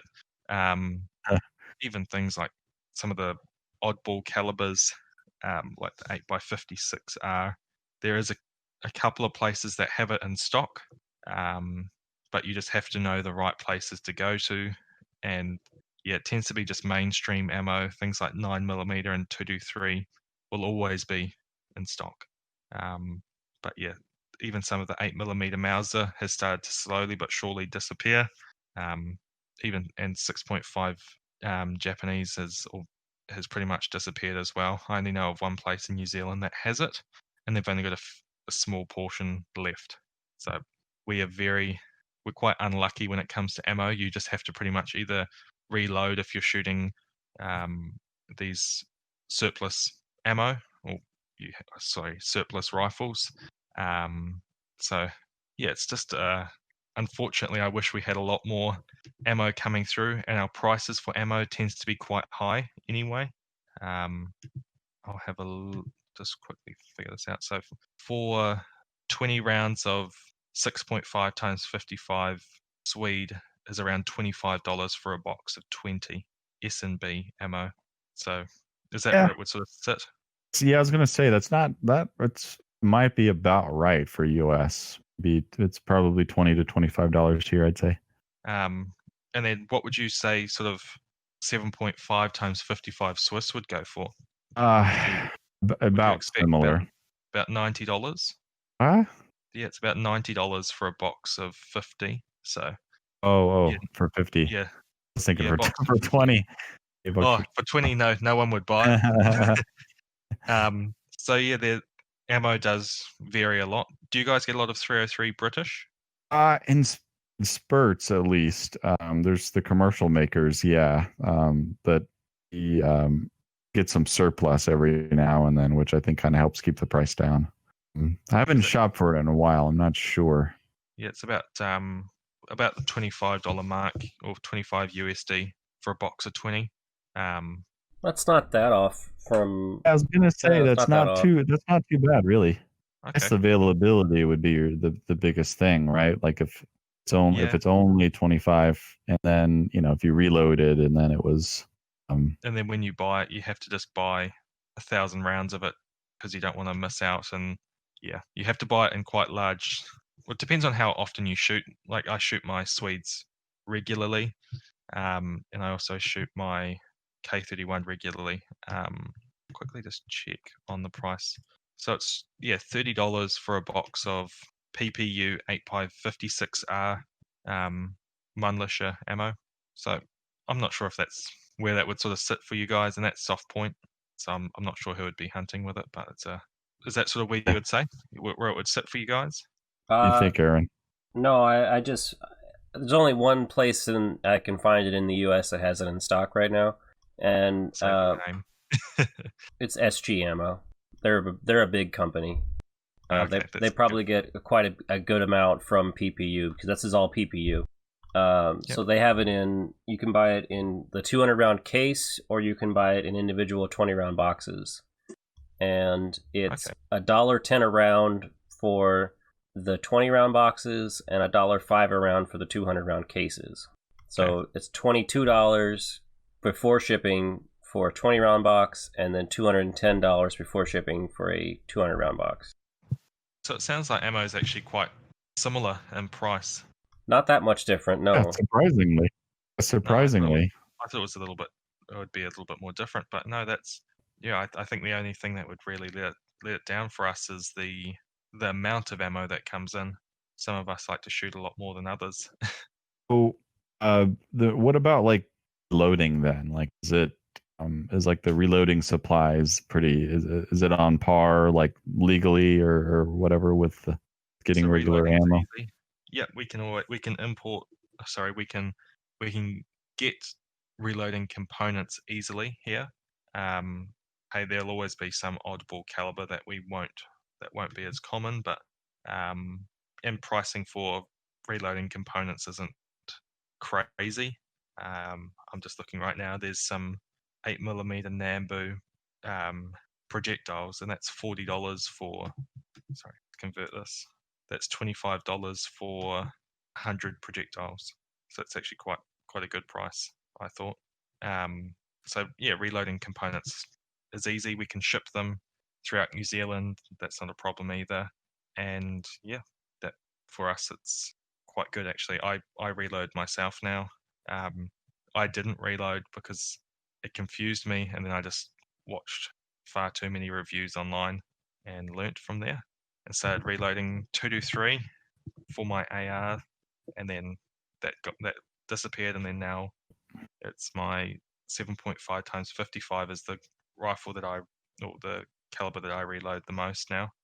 Yeah, 5.56 is that's how I got into it as well. Reloading 5.56, not so much for cost, but just to make some like specialty rounds for my AR. Yeah, no, it's and just trying to narrow it down to what works best. Yeah, I've been trying to get the perfect load for for my AR, and then yeah, things changed. So, did you have other questions you're looking for? Or I think we've kind of covered price of New Zealand versus US, Milsurp market, ability. Oh, where can you shoot? How does it work for like where you're allowed to shoot? Other than maybe just allotted shooting ranges. Yeah, so shooting ranges, we've just had a law pass that's changing for our shooting ranges where we can shoot. I'll have to go and read into that a lot more, but they're making it more difficult for us to shoot at ranges now. Most of our ranges are open, so it's not indoor ranges. Oh, there is a couple indoor ranges in New Zealand. I shoot an indoor range for my 22s. Then I shoot at an outdoor range for my larger calibers, and then there is farmland that we can go hunting on, or we can shoot on as well. A lot of people in New Zealand tend to hunt rather than just collect. There is more people collecting now, from what I've seen. But yeah, it's mainly hunters throughout New Zealand, just for deer, goats, wallabies, all those sorts of animals. I think I've seen a video of people hunting goats in New Zealand. Like a pretty big thing there.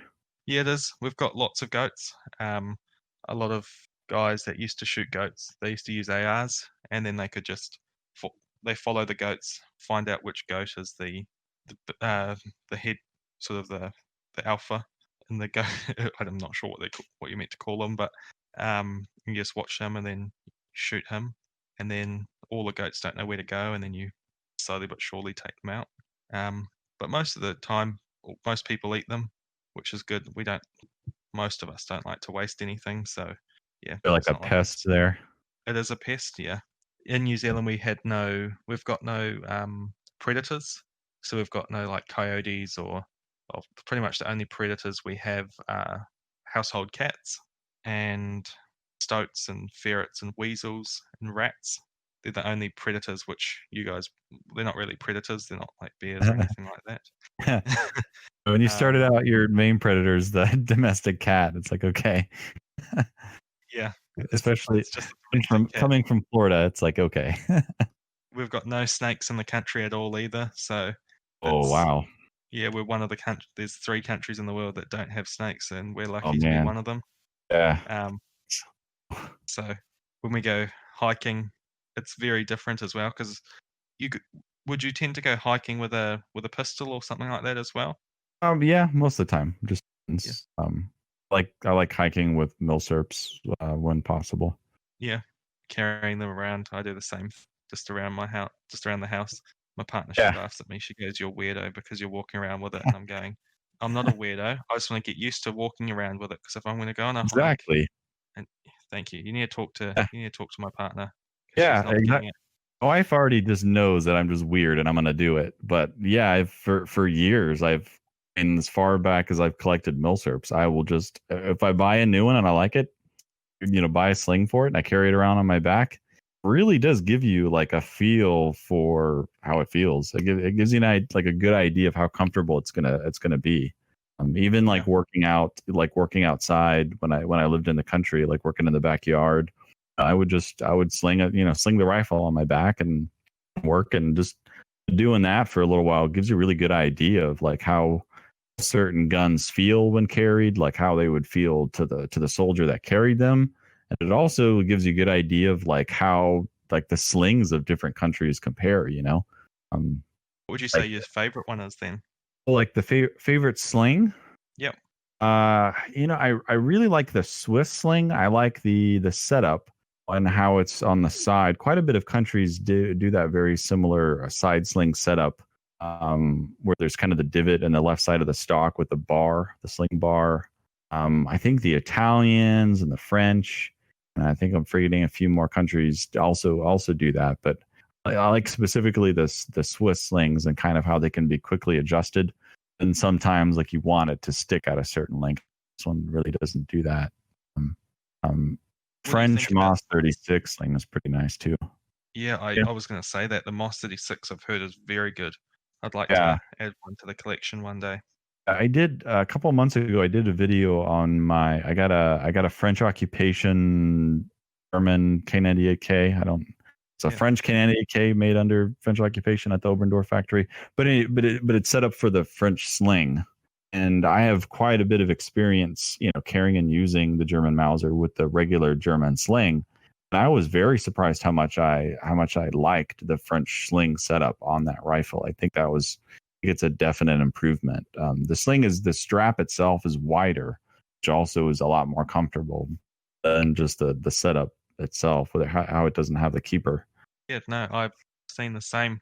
I thought the Spanish carbine that I've just picked up a few nights ago. I've been walking around the house for a couple of days now with it on my back, and it's actually really comfortable. I was very surprised how comfortable it was. I thought the Swiss K31 sling was great because of exactly what you've said. But then I thought this Spanish Mauser is actually really good. I was very impressed. Light, is it the 1916? It's an 1895 Spanish Mauser carbine is what they've called it on there. I'll have to read into it because the guy sold it to me as a sporter, and I was looking at going, this is not a sporter. Spanish Mauser, like you got a good deal. 1895 carbine. Yeah, if I don't know that much about Spanish Mausers, but I think that's a more uncommon carbine. Mike's going to be listening to this in the future, and he's going to be dying. Michael Senker, I know exactly what you're talking about. Yeah, that's. I think that's a very light carbine. Does it look very similar to this Swedish M94? Pretty much identical. Yeah. So that's a really good one then. Is they did a portion of them came out with when they adjusted so you can for stripper clips, whether my one hasn't had it cut into the side. The stripper clip sort of. Oh, the little thumb out in the left side of the receiver. Yep, that's exactly it, Aaron. Look in the main chat, Danny. That's it. I believe. I don't think Yep, that's it. Oh, yep. Knew that ring a bell. I've been meaning to get one of these. The only thing is the one that I've got has been rechambered for 7.62, which is it's good because it's easy to find the ammo, but then it's also not great because I wanted a 7mm. It's not in God's own caliber anymore. Exactly, and 7mm is I prefer that cartridge anyway. But 308, I'm not complaining. Yeah, that's true. So at least it's easy. It's pretty common on cartridge, and there's no slouch. Yeah, definitely not. And yeah, I'm sure it's got plenty of kick. Is what I'm assuming. But I'll have to take it out next week. It's gonna have some. Just gotta mentally prepare yourself for that. It's gonna have some kick. Yeah, definitely. And yeah, it's a nice rifle. I'll send you through some photos of it. But yeah, can't complain about that. And I've actually been using these guys Liberty Tree for a few of my restoration projects. They got some good stuff through them. Yeah. Our friend Mark and he knows them. I think they're based out of Maine. Yeah, I think that was where. I didn't realize there was a place called Jamaica in New York. I had no idea until I ordered something there, and it said it was in Jamaica. And I'm going, oh no, someone sent it to the wrong place. But they tend to have a good selection of parts, and they really do. They're kind of like some parts. They're kind of the only game in town, really. Yeah, definitely. That's a great rifle, or great place to go through. I've ordered quite a few things from them, a few frogs, and I'm hoping if I keep mentioning them and the podcast and in the videos, they will maybe be a sponsor or something cool like that. Yeah, hey, I'm happy to be sponsored by them too. Yeah, I'll put the little Liberty Tree logo on our Milsurp World T-shirts or whatever. I'll be like a NASCAR jacket with all the. I'll just be putting them all on the back of mine. I'll probably need to get big shirts to pull all the ones I want sponsors from. But yeah, no, they've got great stuff, and I see they've got quite a large selection of ammo too, which is good. But yeah. Well, Danny, do you want to wrap up a little bit here? Yeah, you getting ready to? It's getting late for you guys. Oh, it is for me. When you have a 4-year-old and a 10-month-old, sleep is not something you have. I didn't know you guys could sleep. Very briefly. Yeah. You get to close your eyes and you're already opened your eyes by the morning. It's like the quote from the movie Elf. I slept great. I got a straight 40 minutes. That's all you'll get as well. But I'm scared for the day. Yeah, I don't like the light. But yeah, no, it was. Thank you very much for having me on. I really appreciate it. Thanks so much, Hamish, for coming on. It's been really great having a Kiwi on the show. Yeah, the listeners, the American listeners are gonna love the change in accent on the show. But we've had some different accents on the show. Yeah, we had Rob, we had Morrow. Yeah, I mean Sam was on with a thick Southern accent. Yeah. True. So where's next? Are you going to get someone from the UK or something? Throw all your listeners off. Yeah, we'll have to try to solicit some listeners of the podcast to come on here. Maybe somebody from down under next time to say all the correct colloquialisms too. But, which I will gladly call a Kiwi. Please don't. No, I know they don't like it. No, we don't like being called Australians. They don't like being called Kiwis. It's a fun thing to do. Hey, I don't know why. We're brilliant people. Go on, disagree. I don't care. I really don't have any, like, New Zealand. Unfortunately, Americans don't know a lot about other countries unless they're like larger countries. So unfortunately, I don't know much about New Zealand. Unless they have oil, we don't know much about them. Yeah. I mean, I know the Lord of the Rings. I was going to say, that's what all Americans, if you say New Zealand, what do you know about it? They'd probably say Lord of the Rings. Yep. And Lord of the Rings, you get to see parts of New Zealand, and it does look like that, apart from the orcs. We've still got dwarfs, but yeah. No orcs? And giants. No orcs here, but we've got hobbits. Hunting safaris. There's definitely hobbits here, but promise our feet aren't as hairy as what they show on there. That's But yeah, good. Yeah, you do have the Hobbit village there, right? Yeah, in Hobbiton, they've actually named a place Hobbiton for tourists to come and have a look at, and yeah, it's very cool. Well, that's You get to fantastic. see. But yeah, well, thank you very much, and I'll see you on the flip side.